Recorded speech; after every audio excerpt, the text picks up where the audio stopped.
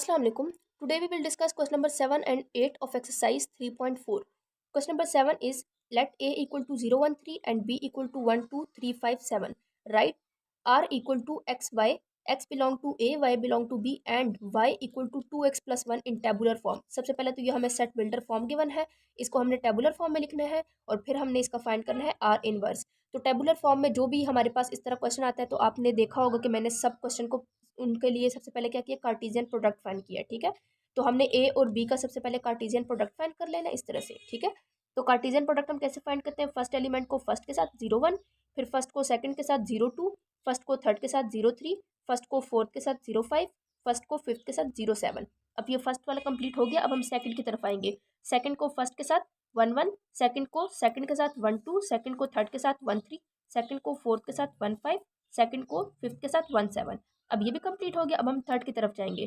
Third को first के साथ 3, 1, थर्ड को सेकंड के साथ 3, 2, थर्ड को 3 के साथ तो 3, 3, थर्ड को फिफ्थ के साथ हमारे पास आ गया 3, 4, सॉरी थर्ड को फोर्थ के साथ तो 3, 5 आ गया। फिर थर्ड को फिफ्थ एलिमेंट के साथ तो हमारे पास 3, 7 बन गया। तो ये हमारे पास कार्टेशियन प्रोडक्ट फाइंड हो गया। ठीक है, अब हमने सबसे पहले इसका क्या करना है, ये जो हमें जो टेबुलर फॉर्म जो इसके जो बिल्डर सेट बिल्डर फॉर्म है इसका हमने टेबुलर फॉर्म फाइंड करना है। ठीक है, तो यहाँ पे जो सेट बिल्डर फॉर्म था मैंने यहाँ पे लिख दिया। ठीक है, अब मैंने इसका टेबुलर फॉर्म फाइंड करना है। तो यहाँ पे अगर आप देखें तो क्या बोल रहे हैं कि वो कह रहे हैं कि एक्स जो है वो बिलोंग कर रहा है ए के साथ, वाई जो है वो बिलोंग कर रहा है बी के साथ, लेकिन and Y equal to 2x plus 1 means कि आपके पास मैंने आपको जिस तरह बताया पहला एलिमेंट जो ये क्या होता है, एक्स होता है, दूसरा वाई होता है। ठीक है, और अब हमने क्या करना है कि 2 के साथ हमने x जो भी है फर्स्ट वाला एलिमेंट x जो है उसको मल्टीप्लाई करना है, साथ में प्लस 1 करना है और यहाँ पे जो भी हमारे पास आंसर है वो इक्वल होना चाहिए y के। तो सबसे पहले हम इसका देख लेते हैं 0 और 1 का। तो 0 और 1 है तो पहले हम इस पे पुटिंग करते हैं 2, ये x की वैल्यू होती है, ये y की वैल्यू होती है, तो हमने x के साथ करना है ना, तो ये x आ जाएगा ये वाला। तो 2 यहाँ पे x है, x की जगह मैंने 0 पुट कर दिया प्लस 1, 2 0 0, 0 प्लस 1 1।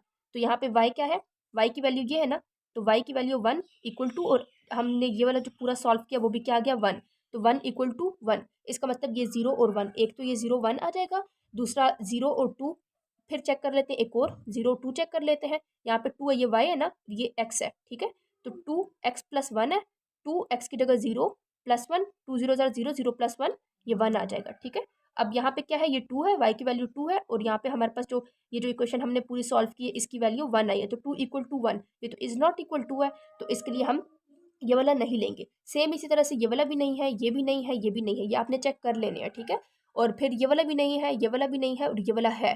ठीक है, 1 3 है, 1 3 को हम देख लेते हैं कि कैसे है ये 1 3। तो 2x की वैल्यू क्या है 1 प्लस 1 था, 2 1 इज 2 प्लस 1, 2 प्लस 1 3, तो ये देखिए 3 इक्वल टू 3, या ये y की वैल्यू है, तो इसका मतलब ये है। सेम इसी तरह से इन सब को आपने करना है, तो फिर अगला जो आपके पास आएगा वो 3 7 वाला आएगा। ठीक है, तो अब आपने इसका क्या फाइंड करना है, ये तो हमारे पास टेबुलर फॉर्म इसकी आ गई ये है। ठीक है, अब हमने अगला क्या फाइंड करना है, आर इनवर्स। यही जो हमारे पास आर की वैल्यू जो आई है इसका हमने इनवर्स फाइंड करना है। तो इनवर्स का मैंने आप लोगों को क्या बताया था, इसका मतलब है कि वैल्यूज को हमने उलट कर देना है। आर के सेट में जितने भी जो वैल्यूज हमें गिवन है इनको हमने उलट कर देना है। ये 0 1 है तो ये बन जाएगा 1 0, 1 3 है तो 3 1, 3 7 है तो 7 3 बन जाएगा। ठीक है, अब क्वेश्चन नंबर 8 हमारे पास है। अच्छा, क्वेश्चन नंबर 8 और क्वेश्चन नंबर इसमें आपकी बुक में जो क्वेश्चन नंबर 9 है ना, वो क्वेश्चन नंबर 8 का ही पार्ट है। ठीक है, यहाँ पे शायद कुछ मिसप्रिंट या कुछ हुआ होगा, लेकिन ये आपके पास क्वेश्चन नंबर 9 नहीं है, वो जो पार्ट है वो क्वेश्चन नंबर 8 का ही है। ठीक है, तो मैं आप लोगों को इसी तरह से सॉल्व करवाऊंगी। If s equal to this, t equal to this, then write the following relations in tabular form. देखो वो वही कह रहे हैं कि फॉलोइंग रिलेशंस का मतलब क्या है कि जो आपको जितने वो नीचे पार्ट्स दिए हैं उनको आपने टेबुलर फॉर्म में लिखना है। ठीक है, और फिर आपने इनके डोमेन और रेंज भी, हर केस के डोमेन और रेंज भी फाइंड करने हैं। जो आपके पास जो पार्ट्स गिवन है उन सब के डोमेन और रेंज भी फाइंड करने हैं। तो टेबुलर फॉर्म के लिए तो मैं आपको पिछले हर जगह मैंने आप लोगों को यही बताया है कि टेबुलर फॉर्म का वर्ड जहाँ भी आए तो इसके लिए तो सबसे पहले हम जो हमारे पास जो गिवन होते हैं दो सेट, उनका हमने कार्टेशियन प्रोडक्ट फाइंड करना होता है। तो एस क्रॉस टी, इनका हमने कार्टेशियन प्रोडक्ट फाइंड करना है पहले। ठीक है, 1 को आपने फर्स्ट एलिमेंट को फर्स्ट के साथ 1 3 की पावर 0, फिर फर्स्ट को सेकंड के साथ इस तरह से, फिर फर्स्ट को थर्ड के साथ इस तरह से। अब हम सेकंड पे जाएंगे, सेकंड को फर्स्ट के साथ, फिर सेकंड को सेकंड के साथ, फिर सेकंड को थर्ड के साथ। अब थर्ड पे जाते हैं, थर्ड को फर्स्ट के साथ, थर्ड को सेकंड के साथ, सॉरी ये थर्ड को फर्स्ट के साथ, थर्ड को सेकंड के साथ और फिर थर्ड को थर्ड के साथ। अब हम फोर्थ पे जाते हैं, फोर्थ को फर्स्ट के साथ, फोर्थ को सेकंड के साथ, फोर्थ को थर्ड के साथ, इस तरह से। ये हमारे पास कार्टेशियन प्रोडक्ट आ गया एस क्रॉस टी का। अब जो पहला पार्ट हमें गिवन है वो क्या है कि R1 equal to X Y such that x belong to s, y belong to t and x equal to y। इसका मतलब क्या हुआ कि जो अभी हमने ये कार्टेशियन प्रोडक्ट पूरा फाइंड किया है, इसमें आपने ये देखना है कि x और y की वैल्यू जो है वो सेम होनी चाहिए, ठीक है। x मैंने आप लोगों को बताया कि x जो ये फर्स्ट एलिमेंट ये x होता है, दूसरा एलिमेंट y होता है, ठीक है। तो इन सब में हमने देखना है कि कहाँ पे x और y की वैल्यू सेम आनी चाहिए, ठीक है, कहाँ पे सेम है।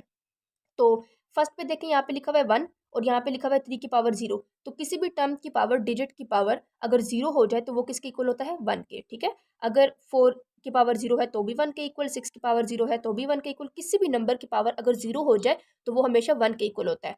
तो ये 1 है और ये यहाँ पे भी 3 की पावर 0 वो किसके इक्वल होता है, 1 के। तो ये 1 और 1, इसका मतलब एक तो ये वाला सेट आ गया। बाकी आप देखेंगे तो कोई भी सेट जो है वो इक्वल नहीं है। जिस तरह यहाँ पे देखे 1 है और 3 की पावर 1 3 होता है, तो 1 3 इक्वल नहीं है। ये 1 और 3 का स्क्वायर 9 होता है, तो ये 1 9 ये भी इक्वल नहीं है।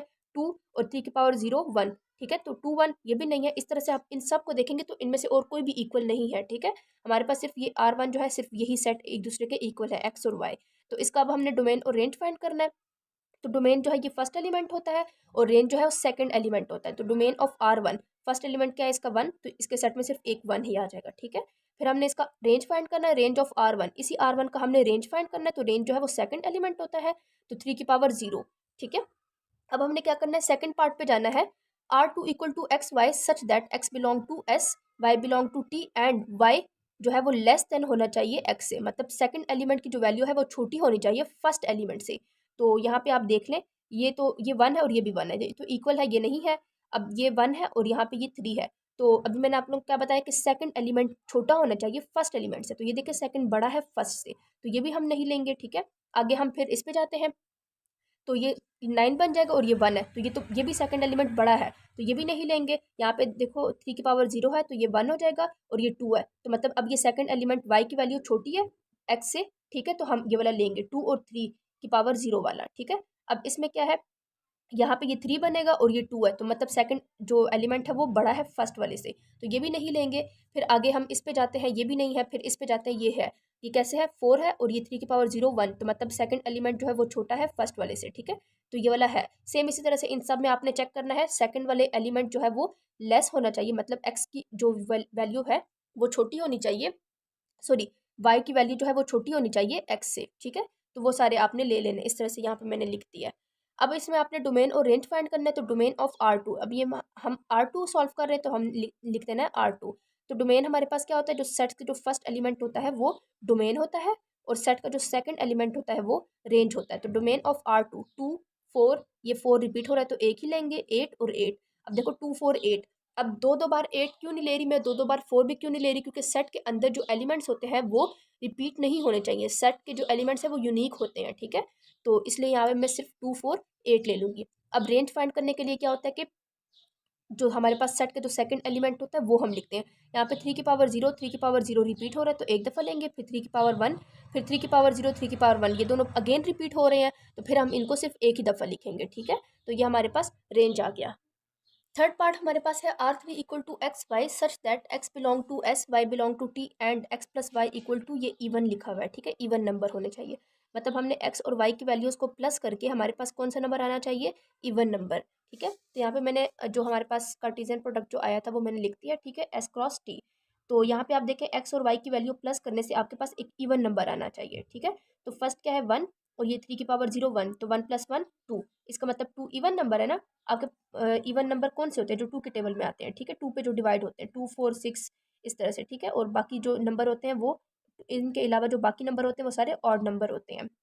तो अब इसको देखें, 1 है तो 3 की पावर 1 3 होता है, तो 1 + 3 ये 4, मतलब 4 भी इवन नंबर है ना, तो ये आ जाएगा, ठीक है। उसके बाद अगला आप देखें 1 है, ठीक है, और 3 का स्क्वायर 9, तो 9 + 1 क्या होता है 10, तो 10 भी आपके पास इवन नंबर है तो ये आ गया। बाकी आप इन सब को करेंगे तो इनमें से इवन नंबर नहीं आएगा, ठीक है, वो आप चेक कर लेना। तो हमारे पास अब इसका डोमेन और रेंज हमने फाइंड करना है, तो वो क्या आ जाएगा, डोमेन जो है वो फर्स्ट एलिमेंट होता है 1 1 1 है, तो 1 रिपीट हो रहा है तो हम एक सिंगल 1 लेंगे, ठीक है। इसी तरह से हम रेंज लेंगे, तो रेंज जो है वो सेकंड एलिमेंट होता है 3 की पावर 0, 3 की पावर 1, 3 की पावर 2, तो यहाँ पे मैंने लिख दिया, ठीक है। अब फोर्थ पार्ट जो है वो है R4 equal to X Y such that x belong to s, y belong to t and x multiply y equal to, ये जीरो नहीं है, ये ऑड है, ठीक है, ये इसका मतलब है ऑड नंबर और ये जो है ये इवन है। तो अब हमने क्या करना है कि x और y को जो हम मल्टीप्लाई करें तो हमारे पास क्या नंबर आए, ऑड नंबर आ जाए, ठीक है। तो इसी को देखते हुए हमने क्या करना है इसको फाइंड करना है।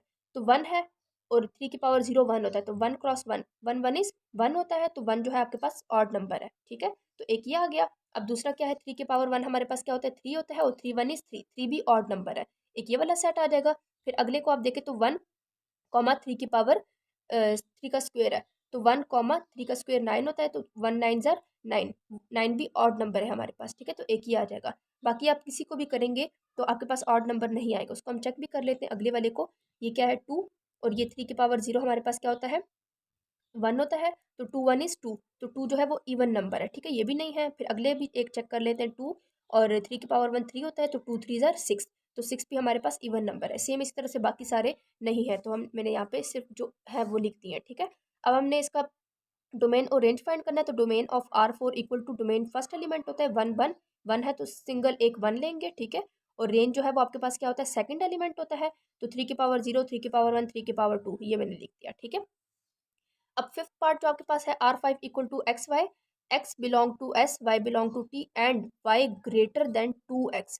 वाई की वैल्यू जो है ना वो ग्रेटर होनी चाहिए 2x, ठीक है 2x से। कैसे, अब हमने जो x की जो वैल्यू है उसको मल्टीप्लाई करना है 2 से, ठीक है। यहाँ पे जो भी नंबर आएगा उसमें से y की वैल्यू जो होगी ना वो ग्रेटर होनी चाहिए, ठीक है। तो पहला वाला हम कर लेते हैं। यहाँ पे जो ये है 1 और 3 की पावर 0 है ना, इसको हम चेक कर लेते हैं। 1 3 की पावर 0, इस पे हम चेक कर लेते हैं वाई, ये वाई की वैल्यू है ना, तो यहाँ पे मैं लिख दूंगी 3 की पावर 0 ग्रेटर देन, यहाँ पे ये 2 है, और एक्स की वैल्यू पहली ये वाली एक्स की वैल्यू होती है, ये आ गया 3 की पावर 1, सॉरी 3 की पावर 0 जो है ये 1 के इक्वल होता है 1, और 2 1 इज 2। तो अब देखें 1 है, 1 जो है वो ग्रेटर देन 2 है, नहीं 1 तो है वो लेस देन है, इसका मतलब ये कंडीशन फॉल्स है, ठीक है।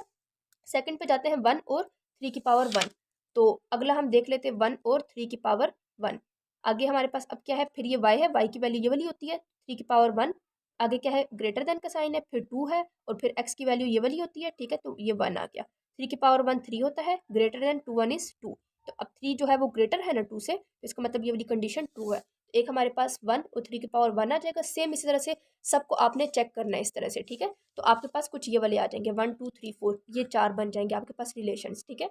तो इनका आपने डोमेन कैसे फाइंड करना है, फर्स्ट एलिमेंट जो है वो हमारे पास डोमेन होता है 1 1, रिपीट हो रहा है तो हम एक सिंगल 1 लेंगे, फिर आगे 2 है और फिर 4 है, तो 2 4 ले लिया, ठीक है। इसी तरह से सेकंड एलिमेंट जो है वो हमारे पास रेंज होता है 3 की पावर 1 3 की पावर 2 3 की पावर 2 3 की पावर 2, ये 3 दफ़ा रिपीट हो रहा है तो इसको हम एक ही दफ़ा लेंगे, तो 3 की पावर 1 और 3 की पावर 2, ये हमारे पास रेंज आ गया।